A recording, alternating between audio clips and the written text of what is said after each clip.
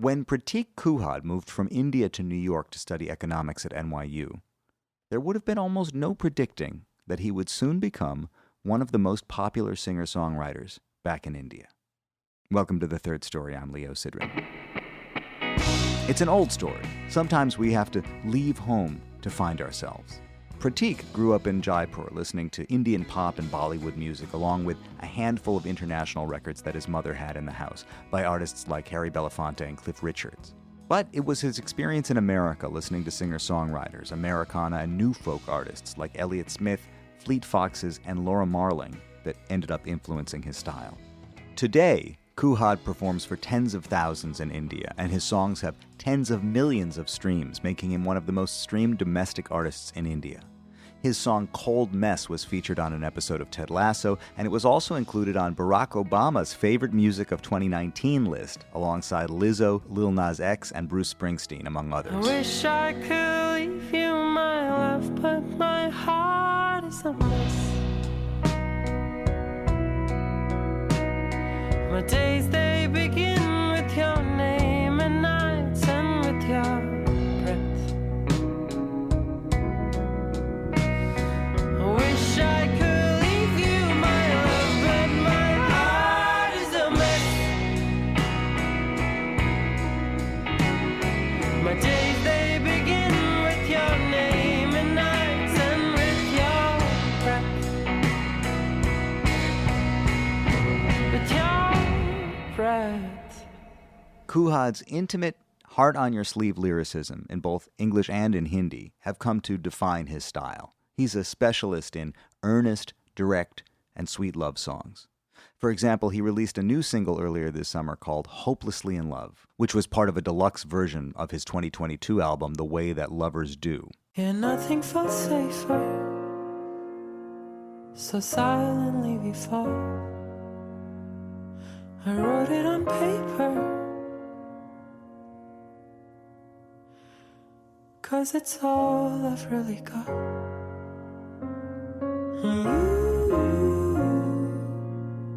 You have me hopelessly in love.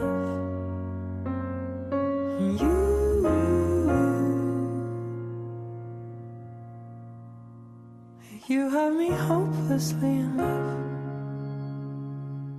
And though he may be India's most popular singer-songwriter, that's according to GQ magazine, he's been spending more and more time in New York, where, like so many international celebrities before him, he's able to hide in plain sight. He took the subway out to Brooklyn earlier this summer to talk with me about his journey from economics grad student to superstar songwriter, the differences between writing in English and Hindi, the universality of romance music, and how no one was more surprised by his success than him.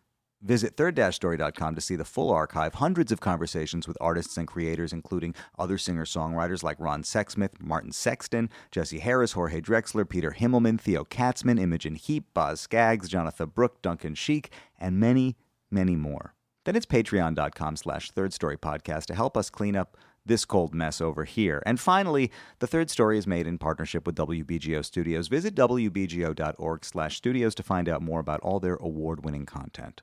Leave a review or a nice rating on your favorite podcast app and hit that follow button so you never miss an episode. Here's me and Prateek Kuhad talking it down earlier this summer. Prateek Kuhad? Yeah. How would you say it in I would Hindi? say, Or in I Hindi? guess it's like a little bit of like an accent difference. Yeah. That's about it, but you're pretty close. It's just Prateek Kuhad. Kuhad. When you came to New York originally to go to college, did you find yourself having to explain your name to people? Oh yeah, I still find myself explaining my name. I have to admit, I recently became aware of your music. And when I learned about you, it was one of those light bulbs that goes off as a reminder to us who try to stay informed about music that it's quite possible that there are artists all over the world who are extremely popular, who are making music that would easily connect here and who we might not have heard of. And I think that you're positioned right now in a moment in your career potentially to be one of the first Indian artists to cross over in the United States. Yeah, maybe. I guess from the beginning, that's kind of one of the things that I did hope for. for one, like you said, like nobody's ever done it before. But then even in general, the kind of music I make, it always felt like the audience within India was limited. Although even that is a perspective that kind of changed, because when I started doing it, there was a certain kind of music that was really popular in India. And now with just like the newer generation of people, that definition of what is popular has really expanded and grown a lot.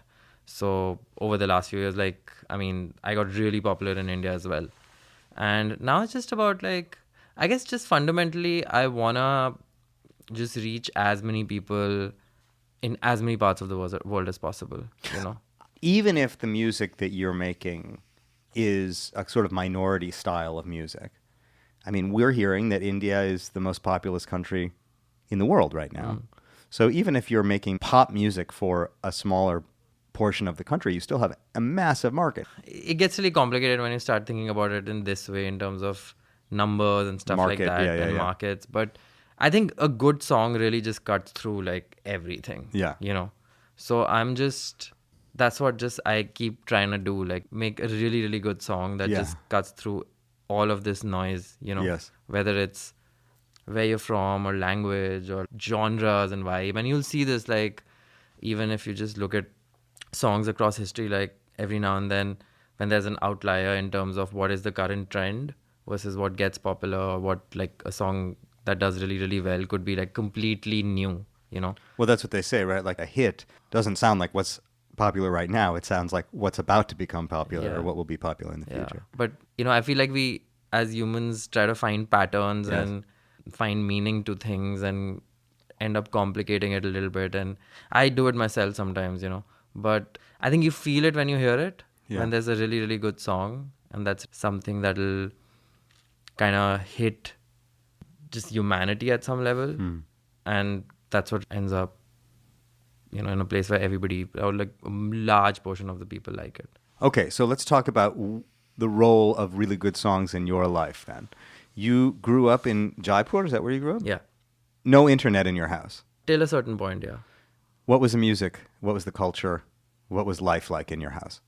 Most of the music came from TV and films in India. And even now, I think like music that comes from film, like basically, which is Bollywood, is some of the most popular music out there.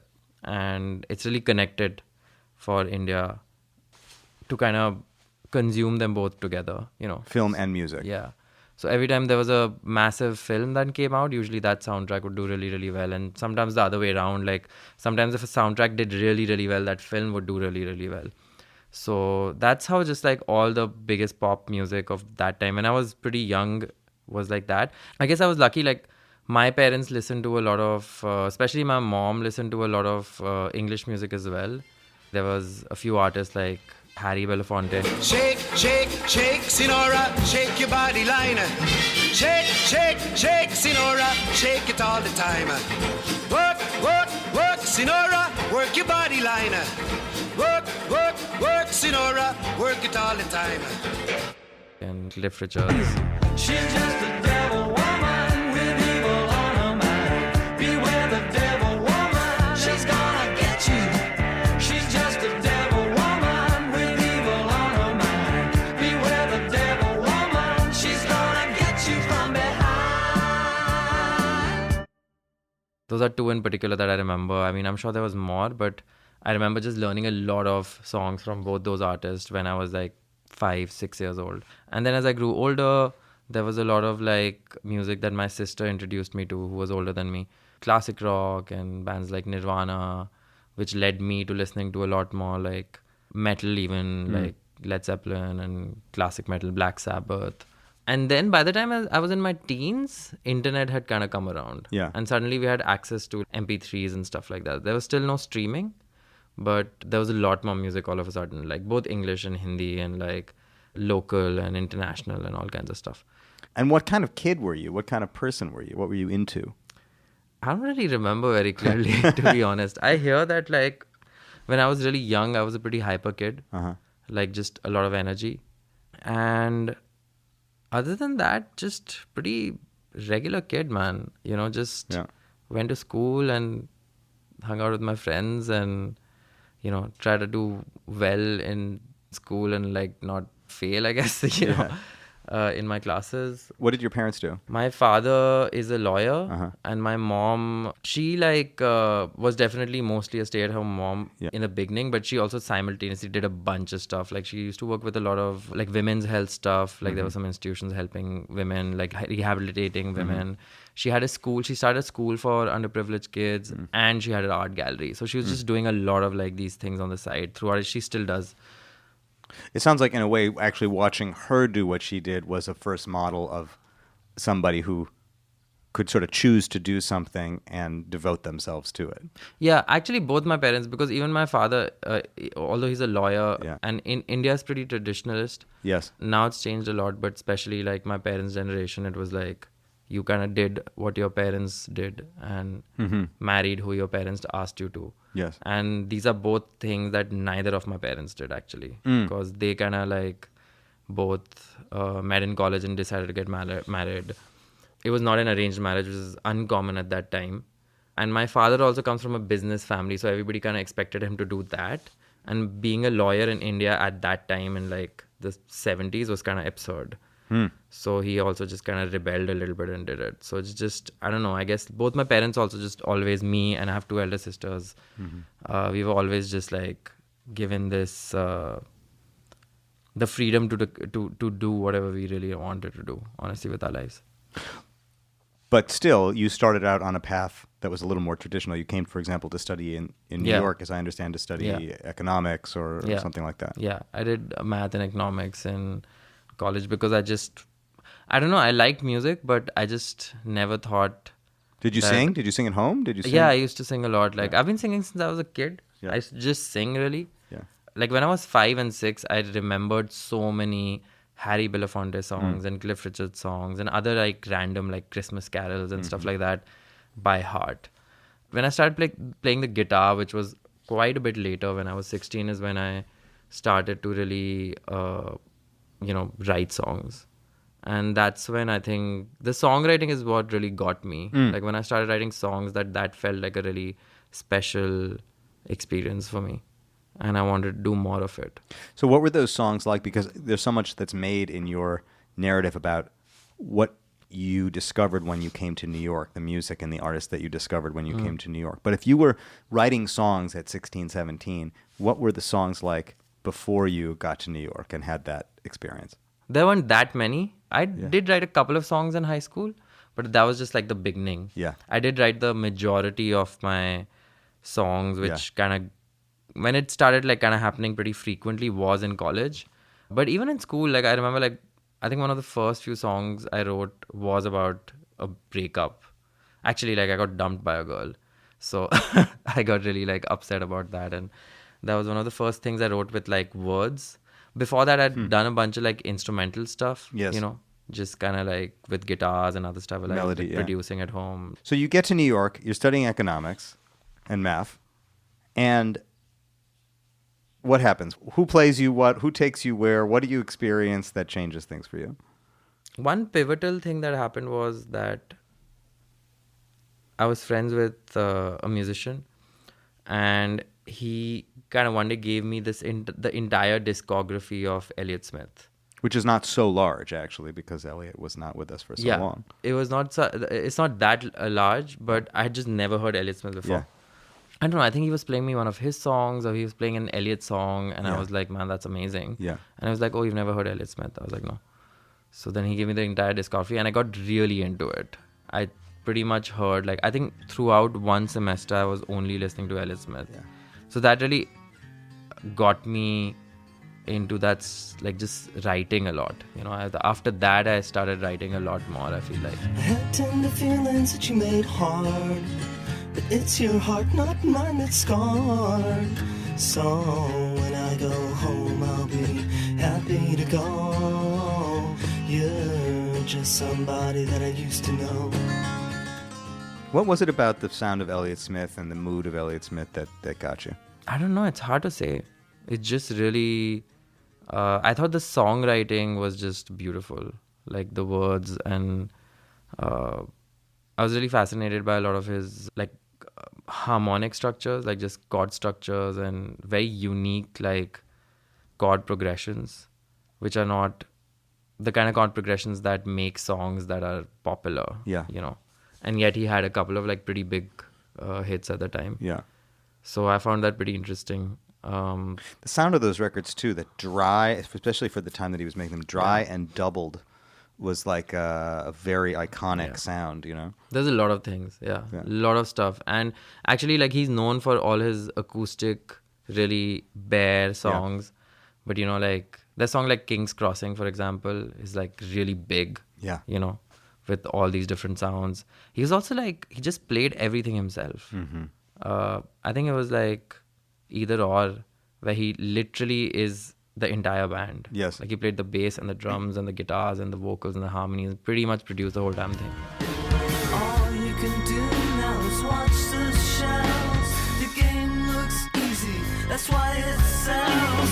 Frustrated fireworks inside your head are gonna stand and deliver, talk instead.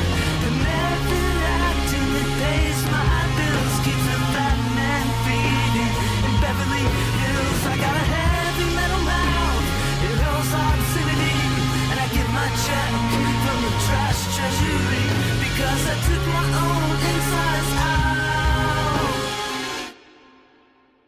So, I don't know, just like the more I got into the story, it just got really into it. And then that kind of like segued into more folk music. Because before that, I was never into folk. I mean, I'd heard Bob Dylan and stuff a little bit.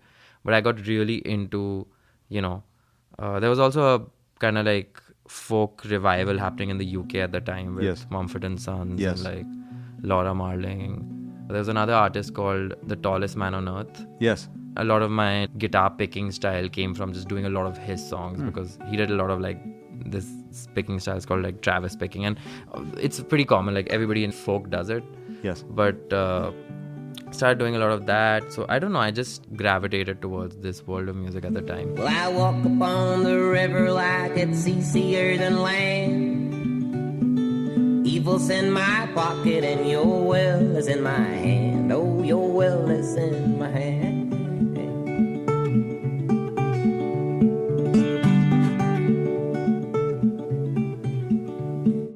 So you're in New York, you sort of have this, I don't know, this explosion of inspiration that opens because of Elliott Smith. You're discovering folk music and new folk from England. And then did you start playing gigs in New York? Were you going to open mics? I never went to an open mic. Yeah. I was too scared, honestly, to go to an open mic. But I started to play shows, Where were you playing? really small venues like like Village Underground.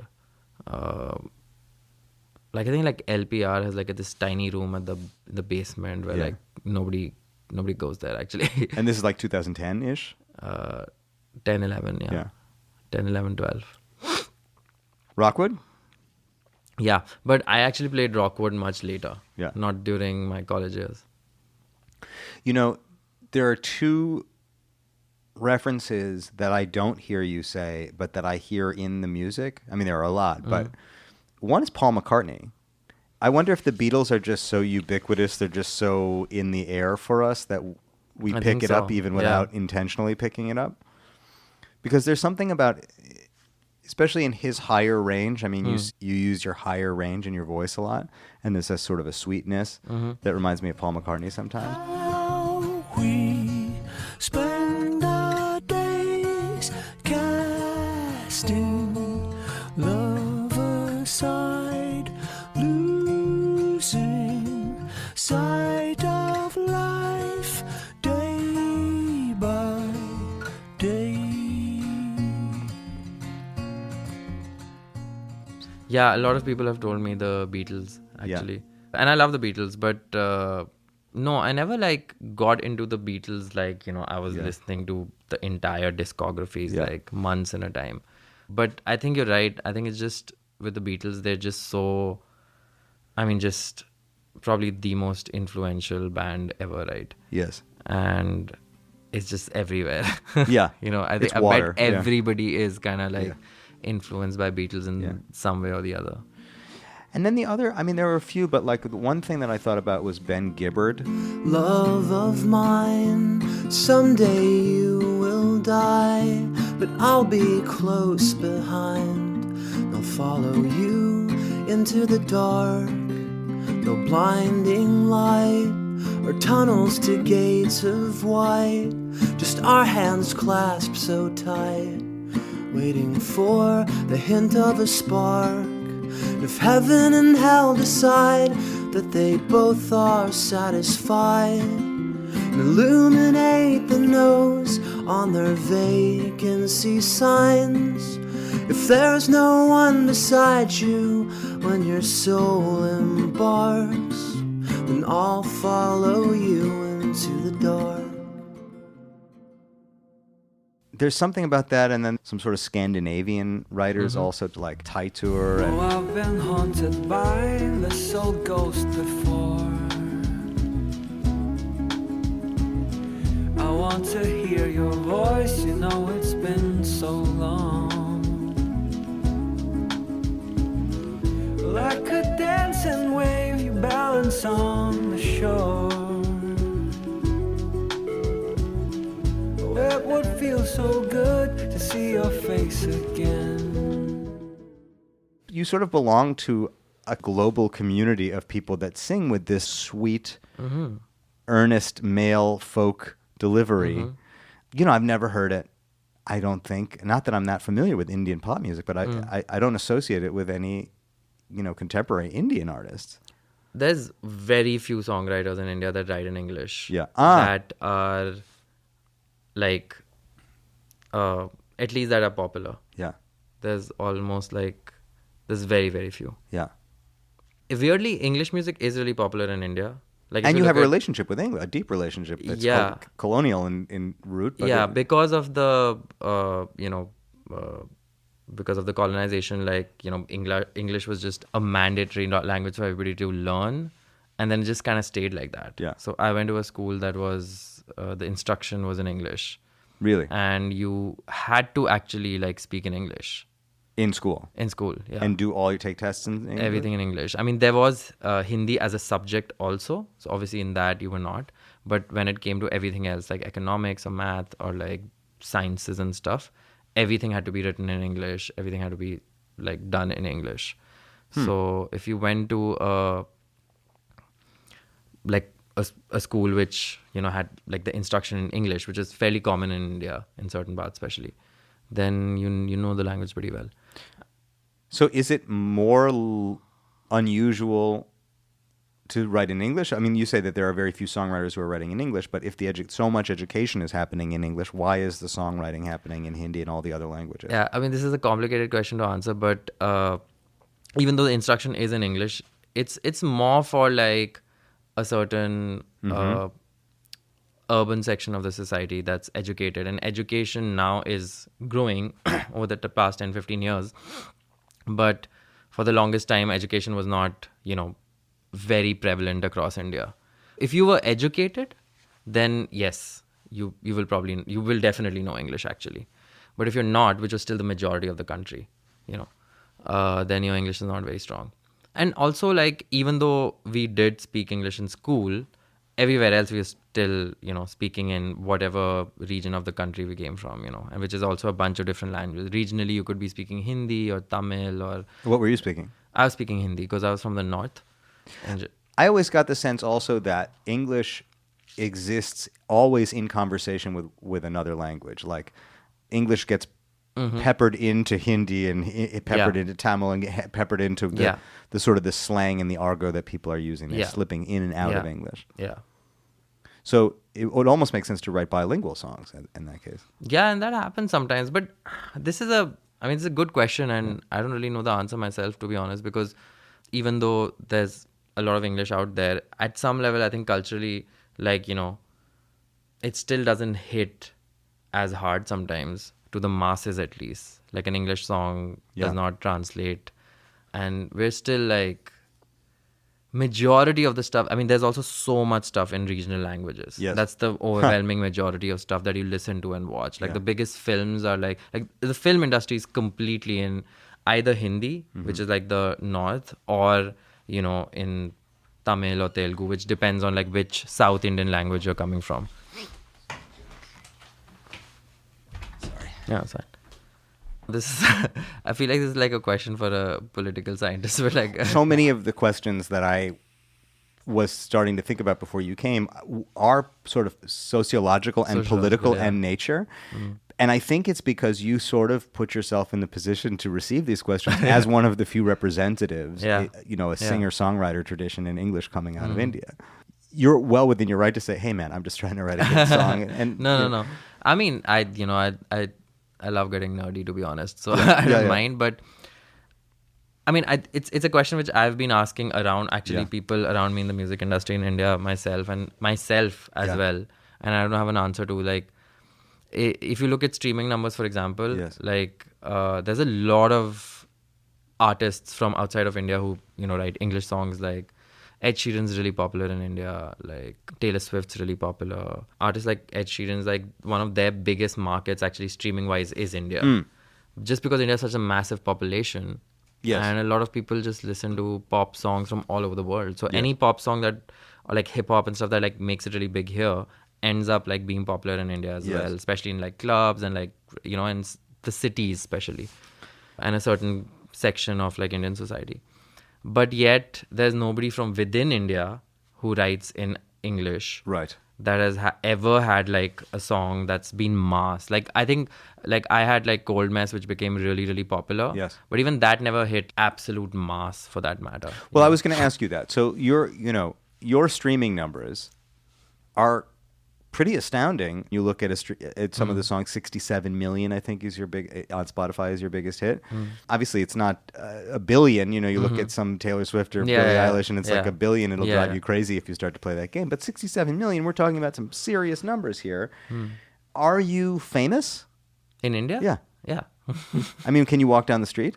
Yeah, I can walk down the street, but like I'm definitely it's hard to explain the Indian music market because it's pretty divided in the sense there's a whole, like you said, because it's such a massive country, there's a small percentage of people who are mostly from the cities. They're educated, they've gone to schools with where the instruction was in English, so they've grown up listening to a lot of English music and Hindi music both, so they kind of like both styles and both kinds, and language is like actually not that much of a differentiating factor, so they're really clued into the Indian pop culture but also like global pop culture.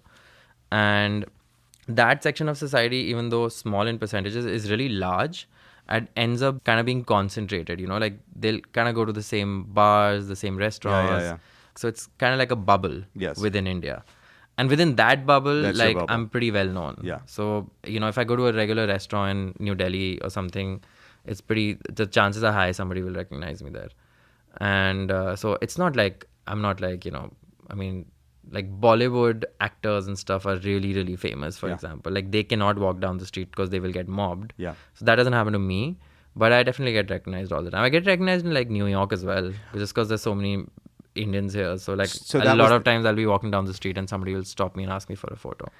Is there something, do you think, that is uniquely Indian about your approach? One thing that I see is that you are really a romantic. Love is a very international and universal subject matter, but you certainly have cornered the market on love songs. Would you break away if I tied my heartstrings to you, baby? And every day I wanna see your perfect body right beside me, baby. I want you to know that I did try to open your heart and break in inside. I want you to know that I believe I'd heal all your wounds and take all your tears, 'cause baby, you're all I need. It makes me wonder if like India is a particularly romantic place, if there's a kind of a fixation or a preoccupation with romance. I think everybody's romantic. Like, I don't know a place in the world that's not romantic or a little bit obsessed with romantic. Like, all of pop culture is full of romance, actually. That being said, yes, India definitely likes romance. But do you think there is beyond that then? Is there something that you would identify as like belonging to your Indian identity or that part of yourself that you bring to it? I don't know, man. I don't really think about it that much. Like, obviously I'm very, very Indian in a lot of my a lot of ways, because I am Indian. Like Yeah. I grew Yeah. up in India and spent the first 18 years of my life there, and then I was in New York for a bit. Yeah. But then since then I've been in India again. So I'm which brings a lot of like certain cultural quirks to your personality and stuff like that. But I'm not really aware of them beyond a point. I mean, other than the fact that I look clearly Indian, and I guess my accent is Indian, and But not when you sing. yeah. It's like the Beatles. They're British, Yeah. but their accent is like completely American. I think it's to do with like what you listen to, You just kind of instinctive. And I don't even know. I don't really control it. But because I just heard so much music in like, mostly like American accents, it just kind of became like that. It's such an odd phenomenon that, you were educated in English, but this is the accent that you were educated in. But when you sing, it's like you sing in the accent that you were musically educated in. I don't think it's a very unique phenomena. I think people don't realize that like the American accent till a very long time pretty much pervaded pop culture. Yeah. Like all the bands coming from like UK, like I just gave you the example of Yeah, like yeah. the biggest band ever, Beatles. They're Yeah. from like the UK. Yeah. And they don't sing in a British accent. Yeah. Why is that happening? Because they were trying to sound like black blues musicians originally. I mean, that's what they were influenced by. And then now you see a lot of British musicians like Ed Sheeran, and Yeah. they actually still have a British accent. Yeah. Like now it's changing. For the longest time, I feel like it's just instinctively you listen to like how you become a musician is by learning songs, right? And then whatever accent that is, your mind just kind of automatically, learns that. Yes. So I don't know. I think it's just like that's why it happened to me. It's a little abstract, but it's like the accent that you sing in is the one that you learn, when you're learning songs, you learn the accent of the songs that you're singing. And music itself is a kind of accent. We call it style or whatever, but ultimately they're kind of accents. Like the Elliott Smith accent is sort of something that you picked up. It's subtle, but yeah. When you write in Hindi, is the experience of writing songs different? Are you able to express different ideas? I don't think so. I think it's pretty similar. Yeah. And I think this again goes back to just growing up, at least with me. Yeah. I can't speak for like everybody else, but I just consumed a lot of stuff in both English and Hindi, whether it was like film or music, and even conversation on a day-to-day basis was a bit of both. At school we were speaking a lot of English, but also like that was during classes. Yes. When we were hanging out with friends, it would be a lot of Hindi. At home, it was again mixed, sometimes it'd be in English. So I think even when I'm thinking, it's kind of both languages, depending on, sometimes I'm thinking in English, sometimes I'm thinking in Hindi. Is one more musical? No, really, it's pretty similar. And I never really think about this stuff too much, Yeah. So it's just kind of there. Like both languages are just been pretty equally there in my vocabulary growing up. Even when I write, it's kind of like that. I guess like musically, it's weird. Somebody pointed this out to me. I was working with a producer a couple of days back, and we were just talking about how melodies can be kind of different in Indian music versus like, a lot of different places. And he was saying how like he listened to my Hindi music and there's a certain melodic flow which feels like it's a Hindi song, and he never found that in my English music. And maybe that's just something I'm doing instinctively, but I don't really realize it. कितने वादे कितनी बातें बाकी हैं, कितने दिन कितनी रातें बाकी हैं, इन परछाइयों से बदल भी जाऊं तो मैं बेफिक्र हूँ, मदहोश हो भी जाऊं तो तुम जब पास आती हो पलकों से मुस्कुराती हो, हवाएं भी गुनगुनाती हैं, तुम जब पास आती हो. But this is why I say music has an accent also, just like singing does. I mean, that's kind of what he's saying. It's like, the Maybe. music Yeah, sort of yeah. has its own accent. Yeah. So when you went back to India after college, that's when you really started to become an artist. Yeah. What did you do? I just made a record.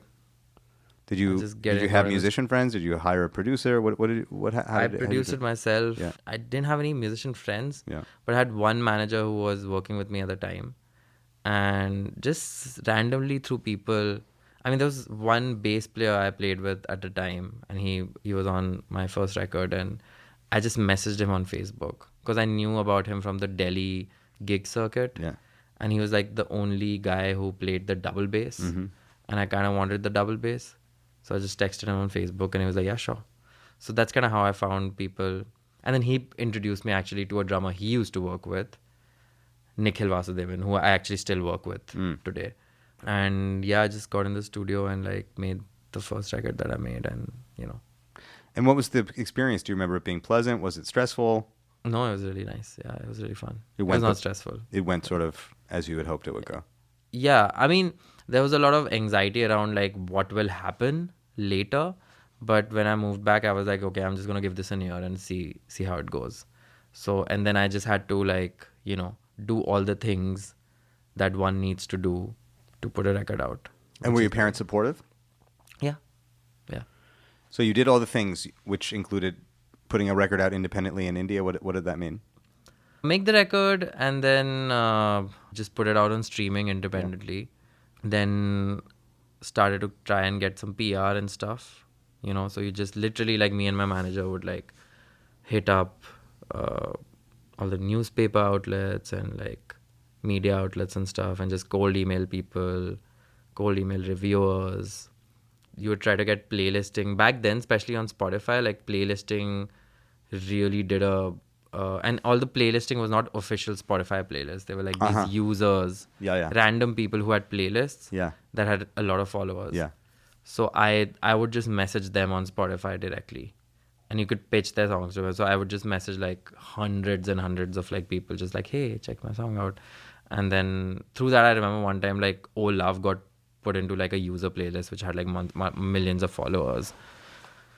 That kind of helped. So like just small, whatever, just online, go find out like how do you pitch, who do you send your music to, shows. Then we started doing shows alongside as well, trying to get shows, trying to get festival slots.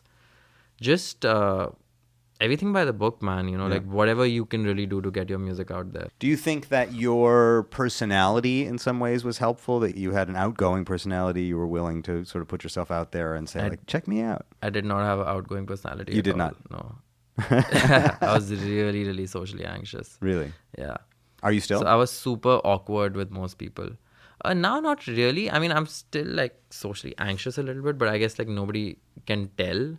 But when I was younger, then it was pretty obvious. And I found it hard to like be really extroverted, and like I could never sell myself, for example. So I could send messages and stuff because that was like not me actually having an interaction. But like actually in like social situations, work situations or something, you know, it was my manager doing all the talking. Like I can still not like sell myself. I mean, my manager did whatever he had to do.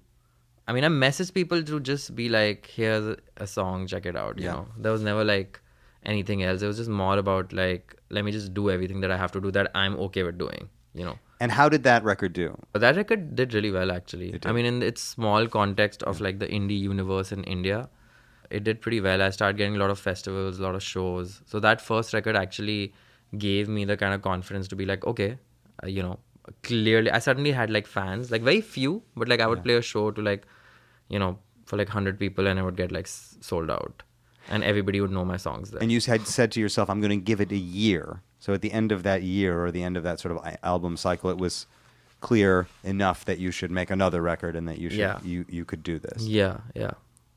And when did you sign with Elektra? 2020. I did 2 records with them. One is called Shehron Ke Raaz, which is a Hindi EP. And then after that, this last record, which was released last year, called The Way That Lovers Do. And there's a deluxe version coming out now. Coming out like next week, actually, yeah. So The Way That Lovers Do, this record was made outside of Seattle. Yeah. And you had sort of intended to bring your band over as well, but they weren't able to come. They had some visa problems or something. Yeah, because of the pandemic. Yeah. So when did you record it? 2021? Yeah. You came over, you wanted to work with the producer who had worked on the Lumineers. You're working in the country outside of Seattle. Yeah. For all this English stuff, I end up coming here and doing it. Yeah. Just because there's so many more producers. Yeah. Where did you make Cold Mess? In New York, in Greenpoint, actually. Uh-huh. Yeah, at a studio in Greenpoint. Which studio? I don't remember the name, actually. That was a long time ago, like 2017 or something, I think. But that record, I mean, among other things, like that track, Cold Mess, it was a huge hit. Yeah, that did really well. Yeah. Obama put it on his end of the year playlist. Yeah, yeah. The video got a ton of, I Yeah. mean, that was a big one. Yeah, that was a big one. Like by 2019, I think we put it out in 2018, and then it kind of like broke in 2019. Yeah. I mean, the only bummer about coming to Seattle was that I couldn't have my band with me there. And that was just unfortunate because it was like we were going to get our visas renewed, and I got mine done. And then I think like my band just like waited a week to like figure stuff out. And in that week, there was like massive shutdown in India because there was a big like a new wave in like March and April, and that just like derailed everything. And then like the embassy is like still kind of shut. Like it's still like an year to get an appointment to get a US visa in India right now. So what was the experience of making the record like then? So you came over, you worked with musicians in Washington. You know, one of the things that I read was that there was something oddly liberating about being kind of sent over here alone, and that it broke a lot of your habits. Yeah, it was just different. I mean, you know, I just had to like, it was just me and Ryan basically, you know, making all the creative calls. Versus usually I feel like my drummer Nikhil is there a lot, especially on the rhythmic side of stuff. Like, you know, he has a lot of inputs, and there's just more people in the room usually, you know. Were the songs written in pandemic, before pandemic? Did the pandemic... Bit of both. How did the pandemic change or shape your songwriting? I have no idea. I don't think it like... I think my brain was pretty shut down during the pandemic. Because it was just for the first year, I was just kind of stressed because of everything. And I just wasn't writing that much, actually. I did write a little, but like I usually write a lot more compared to what I did during the pandemic. So, but yeah, there was a few songs I wrote, like CO2 is from the pandemic. And nothing says I love you like your eyes from my lips with carbon dioxide. I just wanna feel like I deserve you, 'cause you deserve me. Maybe it's the way that you can see what I miss and what I can never be. I just wanna feel like I deserve you, 'cause you deserve me. And how is your writing changing now, or what do you feel? Do you feel any kind of before and after with it, or it's just kind of a continuation? I don't know. I don't know. Yeah. I mean, I get this asked a lot, like, is my writing changing? Like, Yeah. I don't know. Yeah. Honestly.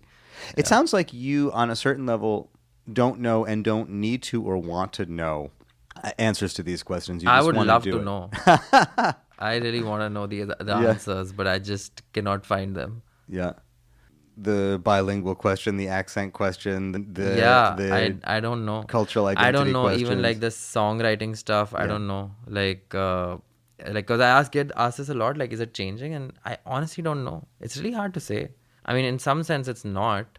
But then if I look at my older songs and now, like, then it does feel like it has changed as well. I guess, you know. Do you feel like you know if something is good when you write it, or that you think it's good when you write it? Sometimes, yeah. I mean, I can know that it's good, but again, good is so subjective. But good to you, I mean. Good to me, yeah. Yeah, there's definitely stuff that I write which I fucking love. Yeah. But that's not necessarily the stuff that, you know, everybody around me likes. Yeah. Like, my opinions around me will always be completely, like, you know, not correlated to what I think of a song. Do you listen to them? Do you let them in? Outside But yeah, opinions? I mean, I have to, in the sense, like, I can't help it, because especially if I put out a song, then you know.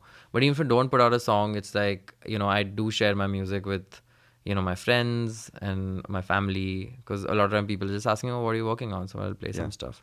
And then it's always like really mixed up. Like, you know, sometimes I'll play a song that I don't think much of, and I'll get like crazy reactions, like, oh my God, that's amazing. Yeah. And other times I play something like, oh, this is like my new favorite song. And they'll just be like, oh, like. The song that you put out during the pandemic with the video, with everybody responding to a series of questions that you Yeah, ask them. yeah. It's in Hindi, the song, Yeah, so I don't yeah. know what the lyrics are. I can Yeah. only sort of intuit Yeah. what the lyrics are. Yeah. But the prompts in the video are in English. Think back on your first Yeah, kiss, your first yeah, breakup, your yeah, first this, your yeah. first that. That song is maybe has the biggest numbers of any of your songs. Yeah, that's numbers wise definitely my biggest song. Yeah. And it's in Hindi. Mm. Is that a song that you had a strong feeling about before you put it out? I feel like I always really liked that song. Yeah. It's called Kasoor. So when I wrote it, I always really liked it. But that's one of the songs that in my immediate circle, no reactions. Not my manager, not my friends, not my family, anybody. I mean, people liked the song, but nobody ever said that like, oh my God, this is like gonna do really well. Or like, this is really great. हाँ मैं गुमसुम हूँ इन राहों की तरह तेरे ख्वाबों में तेरी ख्वाहिशों में छुपा ना जाने क्यों है रोज़ का सिलसिला तू रूह की है दास्तां. And what do the lyrics say, more or less? It's a love song. It's Yeah. a straight up love song. I mean, the chorus line is like, "Kya kasoor hai mera," which means, "What is my fault?" And I mean, the chorus starts with saying, "Tere zulfon ki ye nami aur tere aankhon ka ye nasha," which means it's kind of like romantic things about the person you're in love with, like descriptive, romantic, physical things like. Aankhon ka nasha means like the intoxication or the fact that I get intoxicated by your eyes. Yes. How is it my fault? Yes. Like, it's kind of like saying that like I'm so deeply in love with you, I can't help it. Yeah. So like how is it my fault is kind of like saying I can't help it. But in Hindi again, it makes a lot more sense when you Yes. say kya kasoor hai mera. It like actually brings out the meaning that like I can't help falling in love with you basically. If I had to really translate it. So this was a song that you liked, but you didn't get any feedback around you saying like, this is a hit. Yeah, nobody ever was like, and not even at shows. Like, we played it at shows a bunch of times. And I remember actually the first time I played it, like, I was hoping, like, I was excited about the song. The very first time I played, I can't remember where. And I was just like, there's just no reaction from the audience at all. Absolutely. And we played like a biggish show. Like, I think I remember like in the audience, I'm visually thinking about it, like, 500,000 people. And 500,000 people. no, like around 500 to 1,000. I see. Yeah, not 500,000 people. Yeah. So kind of a medium big show. Yeah, medium big. For me at the time, which was like back in like, this is like before even Cold Mess came out. And there were other songs that were popular that I played that people were like really reacting to, and I had fans, and like I played Kasoor and like nobody, I didn't feel any energy from the crowd, and I don't know, it just. But when the video came out, that's when it connected? It started connecting weirdly. Like, I did this one live performance, like an interview with Red Bull or something, or like Vice, I think, in Mumbai. And I played that song acoustically, this song Kasoor. And then somebody like kind of ripped that version off and put the audio on YouTube. And then that version kind of became a little popular. Like, within my fan base, a lot of people started asking for Kasoor. It wasn't like crazy or anything. It's not like it went viral, but like there was definitely interest. And then when I finally put it out, like actually people at first were really disappointed because I feel like everybody was expecting the acoustic version. And I did this whole full band version. So the first post I put up in the morning saying that Kasoor is out on streaming, there's so many comments just being like, oh man, what have you done? Like, this is not the acoustic version. I don't like the claps. You don't like the drums. Like, a lot of people were really disappointed. And then by the evening, the video dropped, and the video just immediately went viral. Yeah, the video is very emotional. I Yeah. mean, and the response of all the people to, it's very effective the way it's done. Yeah. It's interesting that you got that response about acoustic, particularly because on this new deluxe version of your record, you are adding acoustic arrangements of some of the songs on the record. And I've seen a lot of video of you alone with the guitar, and it's very powerful, you alone with the guitar. Yeah. You make records that are beautifully produced, but there is something quite direct about your voice and the guitar and the way you play guitar and the simplicity of the songs that I think does just reach straight into the center of people's responses. Yeah, it's, it's another mystery. Like, I don't really know because, again, a lot of my most popular songs are actually very produced, like Kasoor and Cold Mess and Yeah. Tum Jab Paas. On this record, CO2 is doing really well.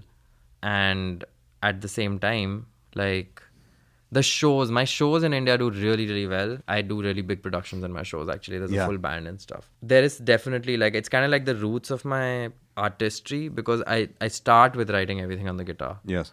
So in a room, if you're just sitting and I play a song, it sounds really nice. I don't know. Even I feel more comfortable, actually, when I'm just playing without any, like, in-ears, just guitar and voice. Like, I feel like I can hear myself better, emote better. तेरे हवाले है ये जिंदगी मेरी तेरे उजाले से सब राहें हैं यहाँ अपने नसीब का मैं बादशाह नहीं तू मेरी शाम है तू ही मेरी सुबह. So what are you working on now? Just writing. Just trying to, like, write as much as I can. Honestly, I feel like over the pandemic, I lost a little bit of my, like, writing muscle, which means that just, when you're just, like, in a flow of writing regularly, it just comes really quickly then. Like, you suddenly just, you start writing a lot more. It's like you get into that momentum. And I took a bit of a break during the pandemic. And it was like a weird time and a lot happened with me and stuff. So it was an interesting time in general. And then when I got back to it, I found myself, just not writing the same way I did, with that same level of frequency. So I've been trying to, like, build that muscle back over the last year or something. I think you do have an answer to the question, has your writing changed then? Because there it is. I mean, your relationship with writing has changed. Maybe the product won't be discernibly different. Maybe it will. But, I mean, you've just said it. And I've heard this a lot from a lot of songwriters also, that some writers say that by losing regular performance, they lost contact with their audience, and when you lose the feedback from the audience, you almost forget who you're writing for, or forget what that is. That's what some people have suffered from. Maybe, yeah. It's easy to start to gather even a sort of self-expectation. Well, I've really got to beat or meet the work that I did before. Yeah. I feel like I've already gone through that curve. I think it happened, like, through the pandemic and through, like, 21 and 22 where I was just, like, I had this kind of pressure. Yeah.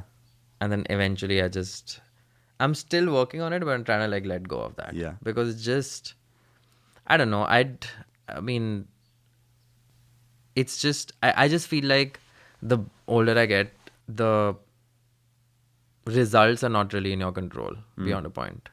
All you can really do is, like, attach yourself to the process. And that's, like, the most sustainable way of living, like, a life that is,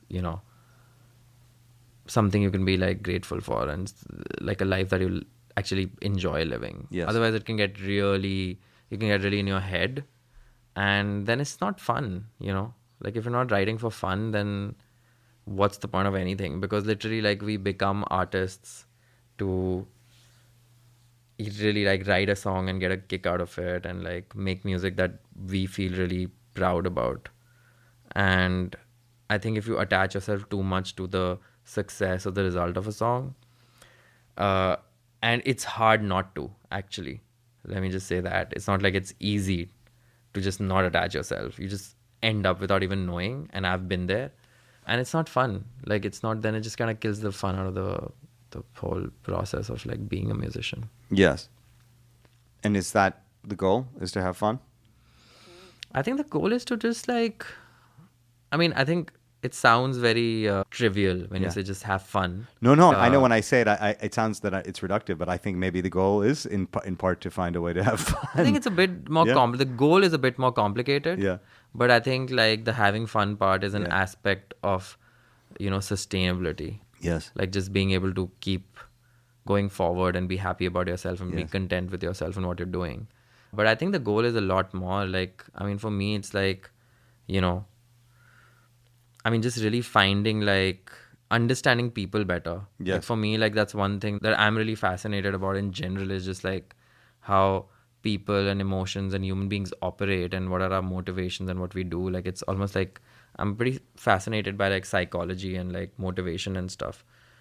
Art and culture is really deeply tied to that. Like how we are reacting to things, what do we like, what do we don't like, is such a big indicator of the kind of, the unified thought process of a country or the world even, So I think songwriting, that's something links to it, because that's why certain songs I think get popular, because they touch you somewhere, Yeah, I found myself thinking about that and listening to your music, and I also think about it with my own music and other music, and just in general. It happened to me during COVID where I thought, what are we supposed to write about right now? I mean, like, the world is shut down. There's a global pandemic, and that was just the most immediate and obvious example of something that is evident if we choose to tune into it at any moment, which is that the world is a terrible place.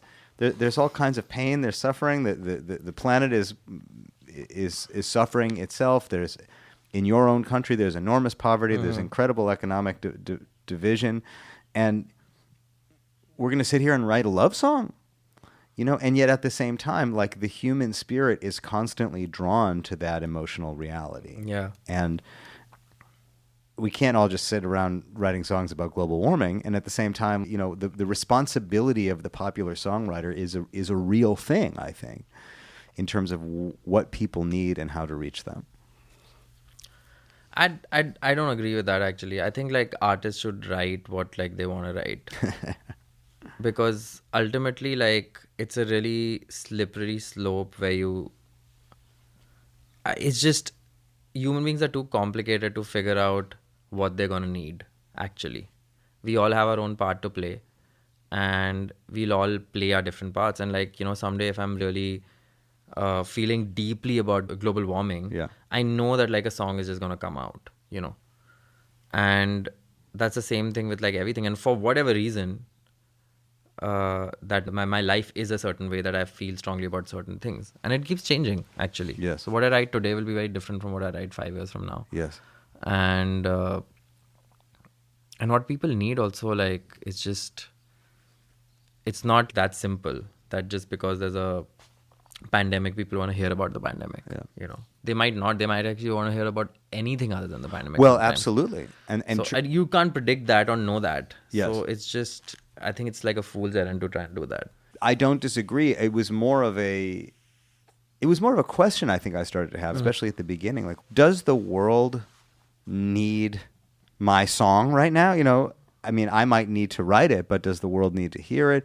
It just sort of, it amplified my question about the role of art, which leads us back to this question of, is the priority to have fun and enjoy yourself? And on some level, I think it is, or maybe it's just to be the authentic version of yourself, just to represent yourself truthfully. That's kind of what I mean by fun, I think. I think that's a better, I think you put it in a good way. Like, I think it's to like give yourself a little bit, And yes. But if you try to do that, then it defeats the whole purpose. Yes. I think, Jai, just being vulnerable and being kind of honest with your writing, you end up just giving away a little bit of yourself and contributing in some way. And I mean, I never started doing this and writing, with the purpose that like I want to like change the world or like have, make people feel something. Yeah. I wrote stuff that I felt really strongly about. Yes. I think that's what is, in some ways, part of the complexity that artists face. I think very few artists start out by saying, I'm going to change people's lives. It's like you heard Elliott Smith, the next thing you know, you're writing songs, you move to India, you make a record because you have a kind of a need to do this. And when other people become affected by it, then you're entering into this kind of dialogue with the audience between your need to express and their need to receive, or their desire to receive. And that, I think, is when you really start to enter into a larger conversation with your audience. Yeah, it's complicated, man, because there's a lot of musicians who actually function like that, or at least say they function like that, where they're like, they want to save the world. Not save the world, or like they're making music for like, their audiences only and stuff. Yeah. And a lot of pop music is like that. It seems like it's really analytically like constructed to, hit a certain nerve. Yeah. But I mean, it just goes back to that same thing that I was saying. I mean, at least for my own sanity is something my dad used to say, that like, focus on the journey and not the destination. It's just, you have to kind of like be present on a day-to-day basis. And fundamentally, that's what it means to be writing for the sake of writing, versus for any other purpose at all. Yes. And if you're writing for the sake of writing, then you don't really care what it's doing to the world or what it's not doing to the world. And I feel like when it comes to me and my responsibility as an artist, that goes to like my live shows and a lot of other stuff that I do, of what I represent, like of what I'm saying out there in the public, how responsible I am as a person, how am I with my fans in public, how I feel like my live shows are a big way of kind of like, because I know like people love coming to that, Yes. So when I'm on stage, like I am like my fans. Yeah. I want to make sure I give them the best show possible, because people have come out there and, paid for tickets and hiked up to like a venue far away and gone through all this crowd. And I know it's really hard because I've been to concerts. Yes. And it's like, I go to my concerts where it's my favorite artists playing, and sometimes it's really hard, Sometimes it's easy because it's a small venue, but you go to like a big concert and like, it's really tough, Yes. It's a lot of time commitment and stuff, and then you want to have like a great time. So I feel like it's my responsibility to do that. So I try to come through on that as much as I can. But for me, like my writing, like that's my time, and I feel like I want to keep it that way. Yes. Prateek, thank you for sharing some of your journey with me today. Yeah, and for for being sure. in the moment. It was really a pleasure to talk to you. Yeah, same here, man. Thanks for having me. There he was, my friends, Prateek Kuhad. What an incredible story. I'll be back in your headspace again for another deep dive before you know it. Until then, I'll talk to you soon. Can this be painless This has been a WBGO Studios production. and playless To learn more about WBGO Studios' award-winning podcasts, with all our special concerts, insaneness, Socrates? live streams, and more, We fight it from inside. visit wbgo.org/studio. It was just a word, but we never let it hurt us. Trying to find a world where this love really deserves us.